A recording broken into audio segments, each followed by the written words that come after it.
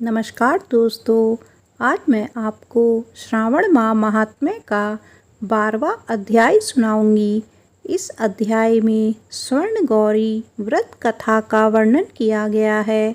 आप सभी मेरे साथ बोलिए, शंकर भगवान की जय, माता पार्वती की जय। ओम नमः शिवाय। ईश्वर बोले, हे ब्रह्मपुत्र, अब मैं स्वर्ण गौरी का शुभ व्रत कहूँगा। यह व्रत श्रावण मास में शुक्ल पक्ष तृतीया तिथि को होता है। इस दिन प्रातःकाल स्नान करके नित्य कर्म करने के बाद संकल्प करें और 16 उपचारों से पार्वती तथा शंकर जी की पूजा करें। इसके बाद भगवान शिव से प्रार्थना करें, हे देव आइए, हे जगतपति, मैं आपसे प्रार्थना करता हूँ, हे सुरसोत्तम, मेरे द्वारा की गई पूजा को आप स्वीकार करें। इस दिन भवानी पार्वती की प्रसन्नता और व्रत की पूर्णता के लिए दंपतियों को 16 वायन प्रदान करें और द्विज श्रेष्ठ की प्रसन्नता के लिए मैं यह वायन प्रदान करता हूँ, ऐसा कहें।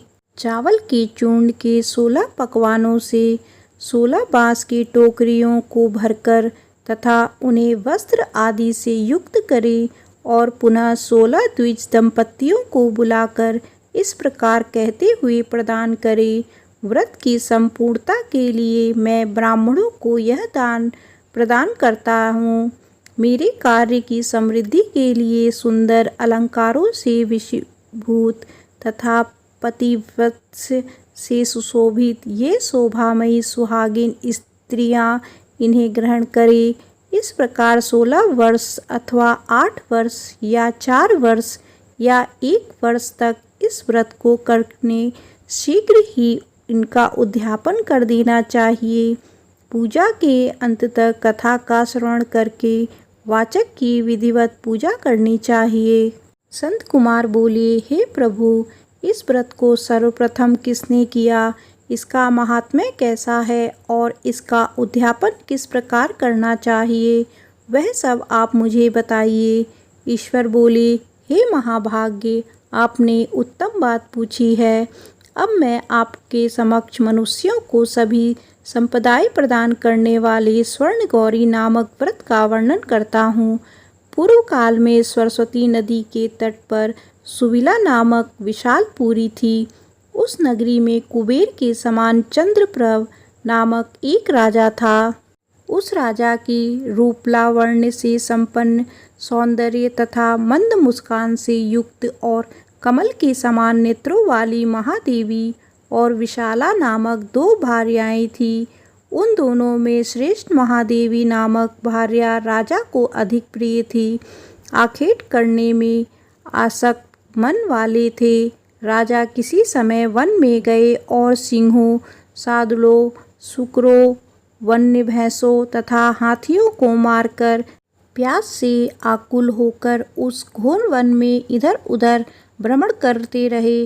राजा ने उस वन में चकवा चकवी तथा बत्तखों से युक्त, भंवरों तथा पिक्कों से समन्वित और विकसित, मल्लिका, चमेली, कुमुद तथा कमल से सुशोभित अप्सराओं का एक सुंदर सरोवर देखा। उस सरोवर के तट पर आकर उसका जल पीकर राजा ने भक्तिपूर्वक गौरी का पूजन करती हुई अप्सराओं को देखा।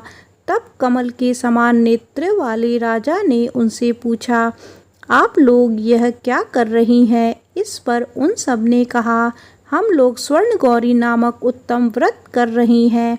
यह व्रत मनुष्यों को सभी संपदाएं प्रदान करने वाला है। हे नृपश्रेष्ठ, आप भी इस व्रत को कीजिए। राजा बोले, इसका विधान कैसा है और इसका फल क्या है, मुझे यह सब विस्तार से बताएं।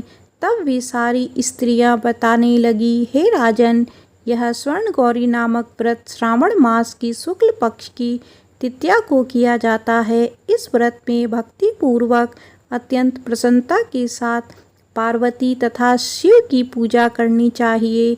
पुरुषों को 16 तारों वाला एक डोरा दाहिने हाथ में बांध कर लेना चाहिए। स्त्रियों के लिए बाएं हाथ में या गले में इस डोरी को बांधना चाहिए।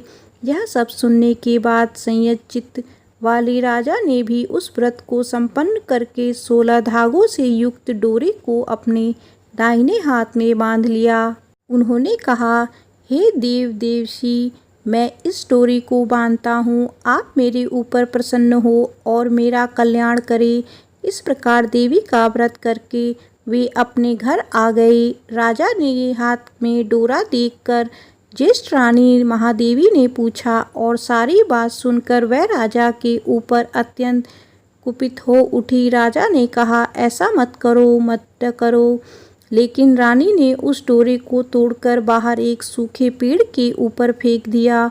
उस डोरे के स्पर्श मात्र से वह वृक्ष पल्लवों से युक्त हो गया। उसके बाद उसे देखकर दूसरी रानी भी आश्चर्यचकित हो उठी और उस वृक्ष पर स्थित टूटे हुए डोरे को उसने अपने बाएं हाथ में बांध लिया। उसी समय से उसके व्रत के महात्म्य से वह रानी राजा के लिए अत्यंत प्रिय हो गई। वह ज्येष्ठ रानी व्रत के अपचार के कारण राजा से त्यक्त होकर दुखित हो वन में चली गई। अपने मन में वह भगवती देवी का ध्यान करते हुए मुनियों के पवित्र आश्रम में निवास करने लगी। कहीं कहीं श्रेष्ठ मुनियों के द्वारा यह कहकर आश्रम में रहने से रोक दी जाती थी कि हे पापीन, अपनी इच्छा के अनुसार यहाँ से चली जाओ। इस प्रकार घोर वन में इधर उधर भ्रमण करती हुई वह अत्यंत खिन्न होकर एक स्थान पर बैठ गई। तब उसके ऊपर कृपा करके देवी उसके समक्ष प्रकट हो गई। उसे देखकर वह रानी भूमि पर दंडवत प्रणाम करके उसकी स्तुति करने लगी। हे देवी, आपकी जय हो, आपको नमस्कार है। हे भक्तों को वर देने वाली, आपकी जय हो। शंकर के वाम भाग में विराजने वाली, आपकी जय हो। हे मंगल मंडले, आपकी जय हो। तब देवी की भक्ति के द्वारा वरदान प्राप्त करके और उन गौरी की अर्चना करके उसने जो व्रत किया, उसके प्रभाव से रानी के पति उसे घर ले आए। उसके बाद देवी की कृपा से उसकी सभी कामनाएं पूर्ण हो गई। राजा सभी समृद्धियों से संपन्न होकर उन दोनों के साथ पूर्ण रूप से राज्य करने लगा। अंत में राजा ने उन दोनों रानियों सहित शिव पद को प्राप्त किया। जो स्वर्ण गौरी के इस उत्तम व्रत को करता है, वह मेरा तथा गौरी का अत्यंत प्रिय होता है और विपुल लक्ष्मी प्राप्त करके तथा भूलोक में शत्रु समूह को पराजित कर शिवजी के विशुद्ध लोक को जाता है। हे संत कुमार, अब आप दत्तचित्त होकर इस व्रत के उद्यापन की विधि सुनिए।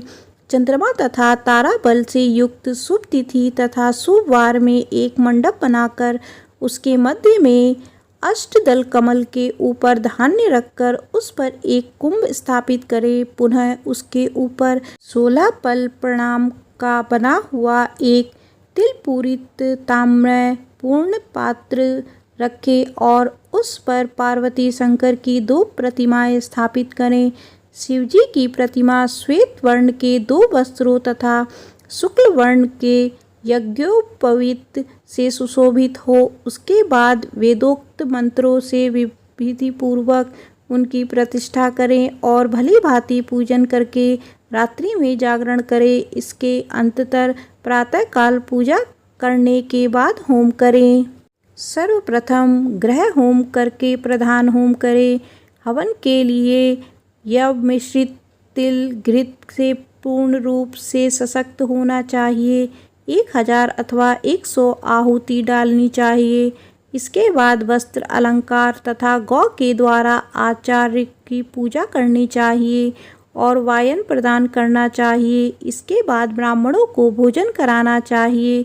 साथ ही 16 दंपतियों को भी भोजन कराना चाहिए। अपने द्रव्य सामर्थ्य के अनुसार उसे भूसी दक्षिणा देनी चाहिए। अंत में हर्षोल्लास से युक्त होकर बंधुजनों के साथ स्वयं भोजन करना चाहिए। श्रावण माह महात्म्य का 12वां अध्याय समाप्त होता है।